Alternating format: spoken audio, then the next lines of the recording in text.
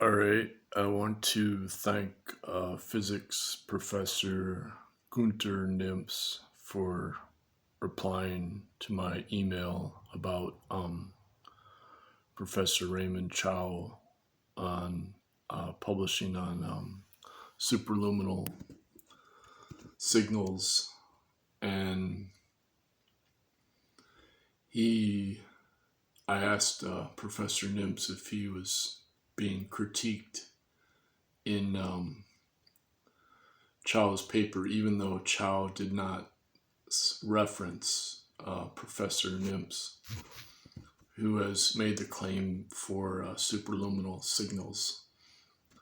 And Professor Nimtz responded that that was to be expected from Professor Chiao, that he has a history of not referencing their work. And so I corroborated that. I saw the references to Chiao's work in Professor Nimtz's work, and sure enough, the Chiao references made no mention of Nimtz. And so this is a fascinating, evasive approach to physics that Professor Nimtz has acknowledged that basically what he has discovered is being ignored. And what really intrigued me is that he sent me two papers. One of them was a book chapter, which I would not have been able to read. The other was his latest paper that he has in an archive preprint, so that I was able to read that. Anybody can read that. And at the end of that paper, he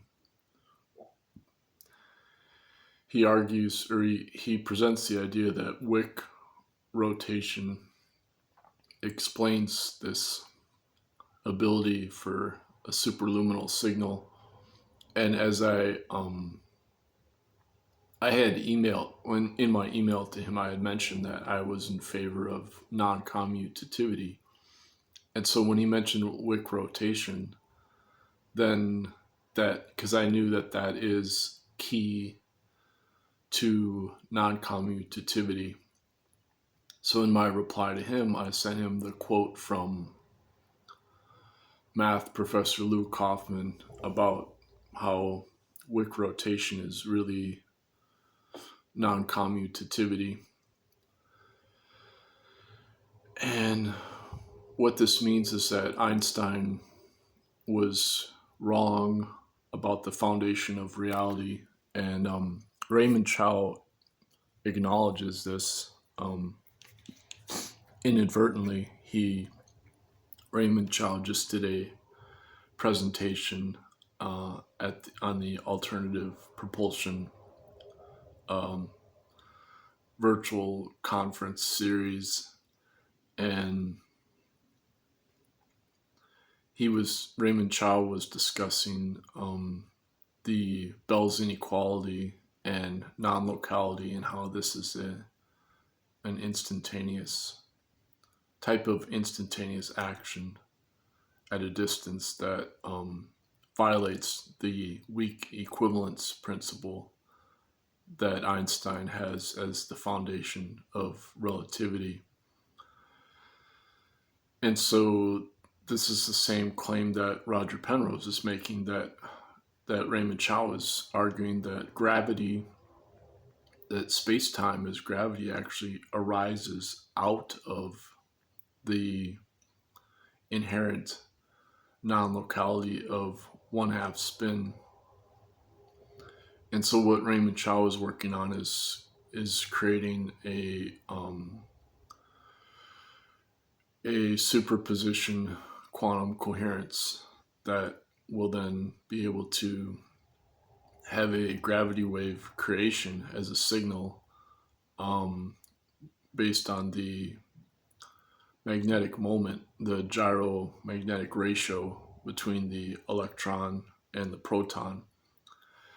And this is exactly the same argument that Andrija Puharich made about the secret of the paranormal and antigravity being due to the gyromagnetic ratio of the spin, the 1/2 spin of the electron with the proton. And so it's ironic that because when I looked into, I had cited Raymond Chiao over 10 years ago in my 2012 book, The Alchemy of Rainbow Heart Music. So if you search Raymond Chiao in that book, you'll find my discussion of Chiao's research on gravity waves and the connection to superconductors. And then Michael Perrone asked about this as a follow-up question about the new room temperature superconductor potential for creating gravity waves. And he also talked about how this could be translated into a Watts equivalent for Earth, for the gravity wave equivalent in Watts for Earth. And Raymond Chiao said that that was a really interesting concept, and that, you know, you could therefore cancel the gravity of Earth by translating from the Watts value back into the gravity waves. You could create anti-gravity. And this is my point too, that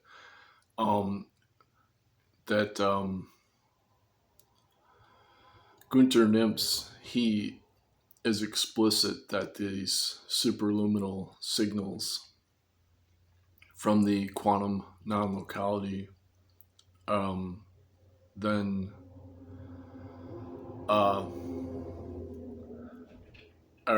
enable anti-gravity. And so the reason that Raymond Chiao doesn't accept Günter Nimtz is because of this in-depth discussion about what is the front of a phase velocity, the front of the signal, and what is the group velocity, where you can have a superluminal group velocity that's instantaneous, and then you can have a negative velocity. And when you get the negative velocity, that's when you have the time reversed signal that's superluminal. And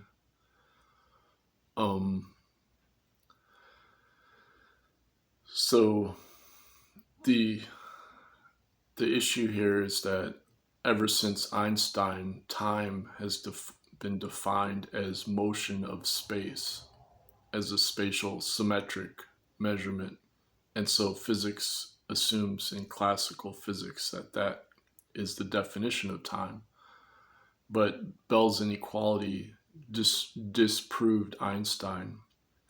And so what noncommutativity is arguing is that there is a fundamental time that's also called a primitive time, or primordial time, and that Wick's rotation actually models this this primordial time dynamic, as discussed by math professor Lou Kaufman, and also Fields math professor Alon Khan, and physics professor Basil J. Hiley, and also Roger Penrose.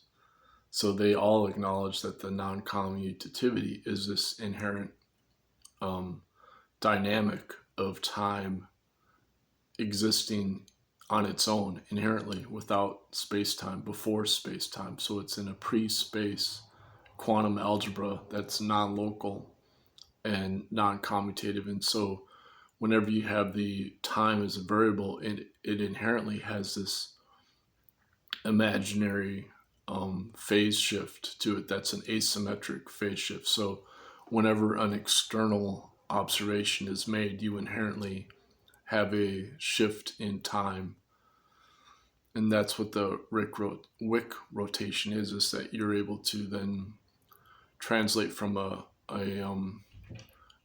Minkowski relativistic space-time into a non-local, non-commutative primordial time. And